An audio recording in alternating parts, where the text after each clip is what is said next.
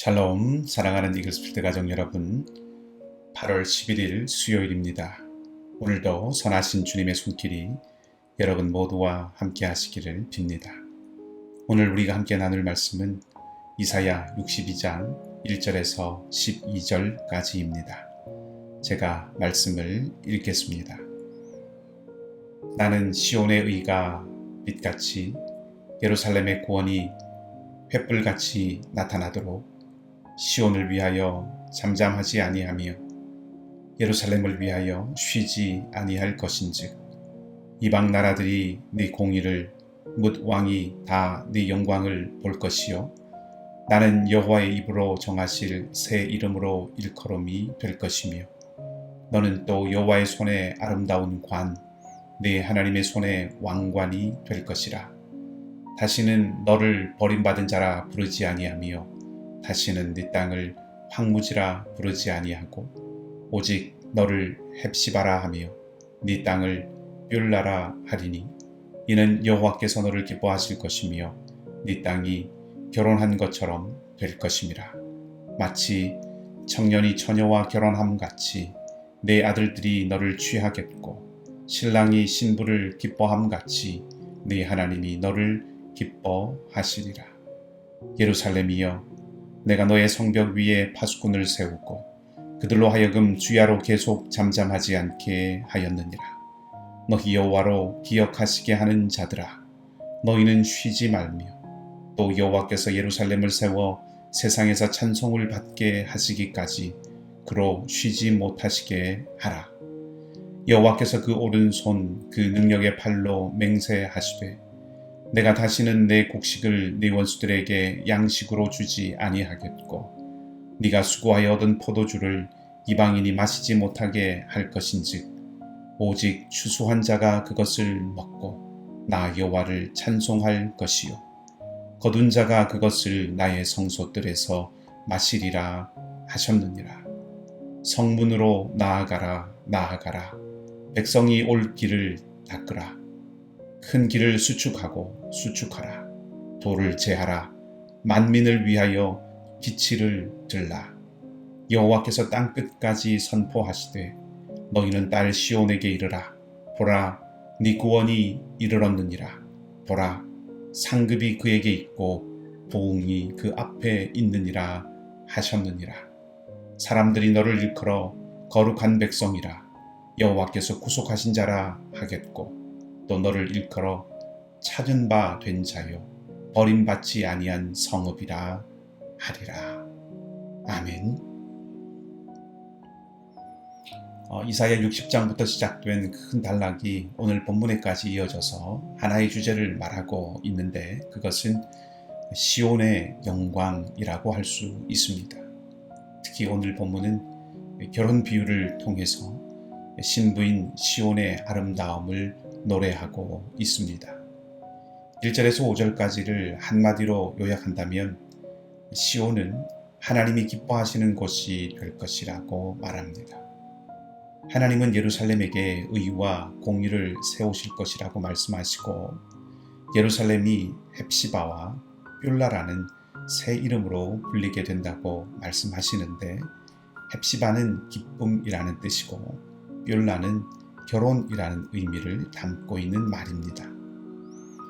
고대 사회에서는 홀로 되었다는 것은 생존에 큰 어려움이 있고 국가적으로 나라가 망하고 포로가 된다는 것은 신으로부터 버림받은 것이라는 생각이 있었습니다.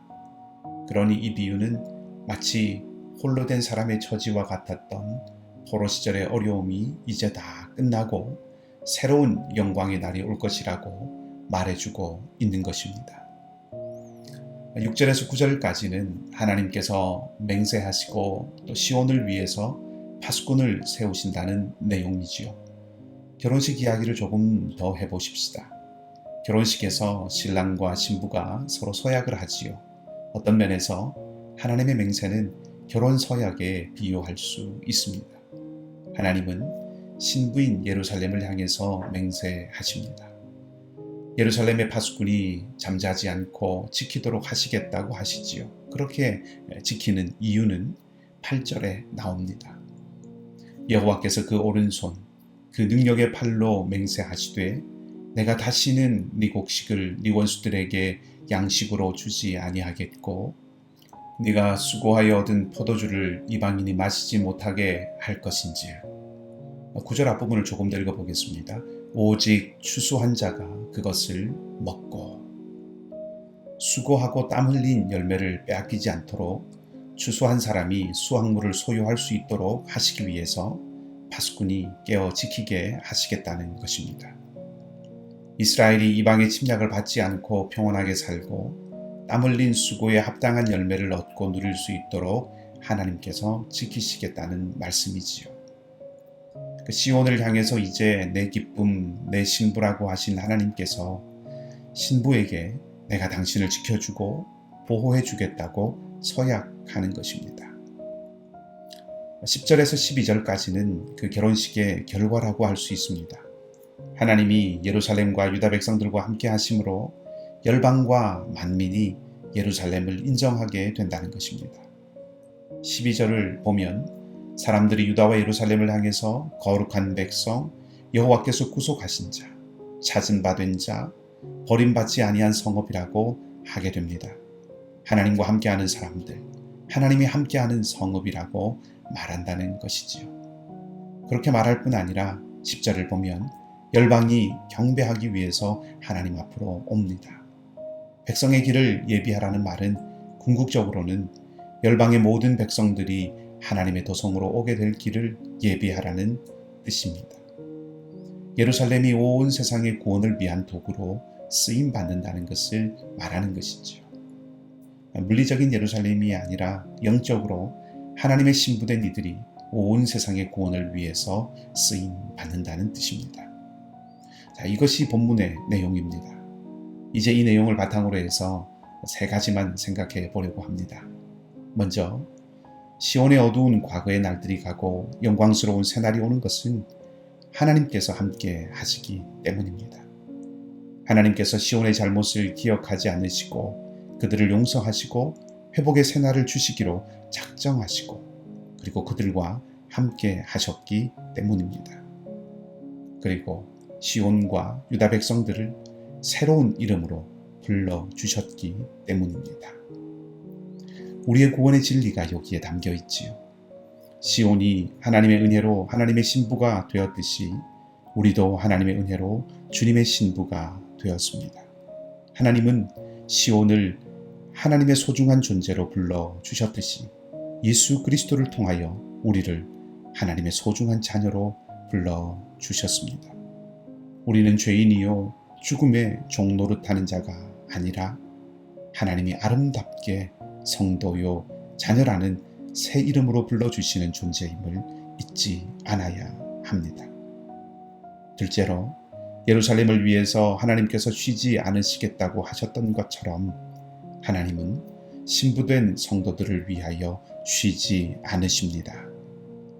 하나님의 백성의 안전을 위해서 평화를 위해서 파수꾼을 세워서 그 백성을 지키시고 보호하십니다. 주님은 보혜사 성령을 보내주시겠다고 하셨지요. 그리고 성령께서 오셨습니다.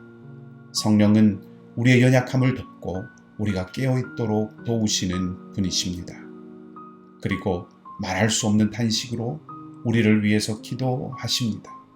날마다 성령의 충만함을 구해야 하는 이유가 여기 있는 것이지요. 성령께 구하면 성령께서는 우리를 도우실 것입니다. 마지막으로 우리는 하나님의 거룩한 백성으로 살아가기를 결단해야 합니다. 하나님이 기뻐하시는 성읍, 새 이름을 주시고 신부가 되게 하시고 보호하시고 지키시는 성읍이 해야 할 일이 있었는데 10절이 말씀해 주고 있듯이 길을 닫고 깃발을 흔드는 것이었습니다. 곧 열방이 주님께 돌아오도록 수고와 헌신을 다하는 것이지요. 구원 얻을 사람을 위하여 수고하고 땀 흘리는 모습이 우리가 하나님께 보여야 할 모습이라는 것입니다.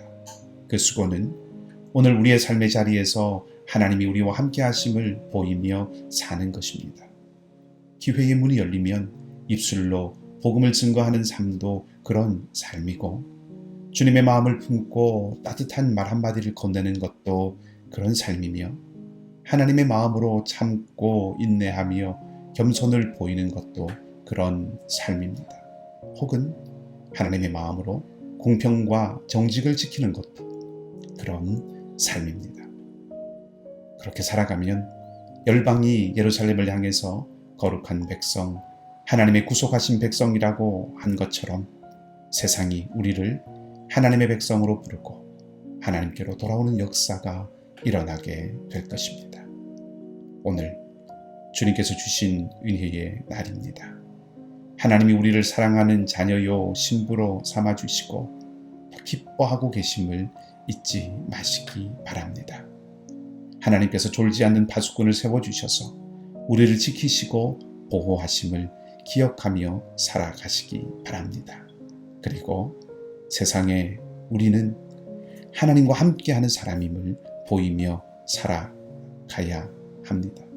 하나님께서 오늘도 여러분 모두와 함께 하시고 영광과 기쁨을 주시기를 주님의 이름으로 축복합니다.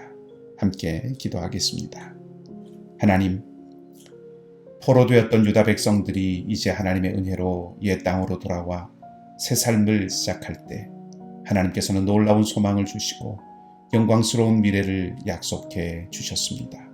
우리도 죄와 죽음의 종로로 타다가 주님의 은혜로 죄와 죽음의 포로에서 벗어나 자유케 하는 복음의 사람, 하나님의 자녀가 되었습니다.